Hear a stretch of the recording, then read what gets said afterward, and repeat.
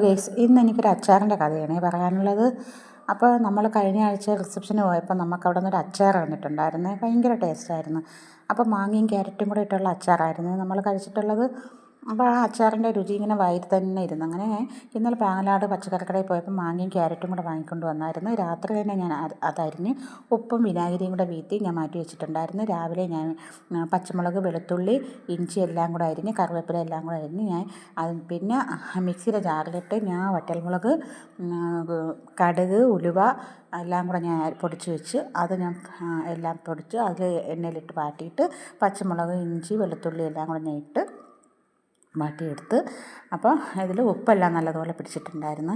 അപ്പോൾ തന്നെ എനിക്കത് ഇങ്ങനെ ഉണ്ടാക്കി കഴിക്കണമെന്നൊരു കൊതി തോന്നിയാണ്ടാണ് ഞാൻ അപ്പോൾ തന്നെ ഇന്നലെ തന്നെ ഞാൻ അത് വാങ്ങിച്ച് അന്ന് രാവിലെ ഞാൻ അച്ചാറിട്ട്. അപ്പോൾ അതിൻ്റെ വീഡിയോ ആണ് ഞാൻ എടുത്തേക്കുന്നത്. എൻ്റെ ചാനൽ ആദ്യമായിട്ടാണ് കാണുന്നതെങ്കിൽ ലൈക്കും കമൻറ്റും സബ്സ്ക്രൈബൊന്നും ചെയ്യാൻ മറക്കണ്ട. നിങ്ങളുടെ ഇന്നത്തെ വീഡിയോ എത്രയാണ്. അപ്പോൾ നാളത്തെ വീഡിയോ കാണുമ്പോഴേക്കും അസ്സലാമു അലൈക്കും.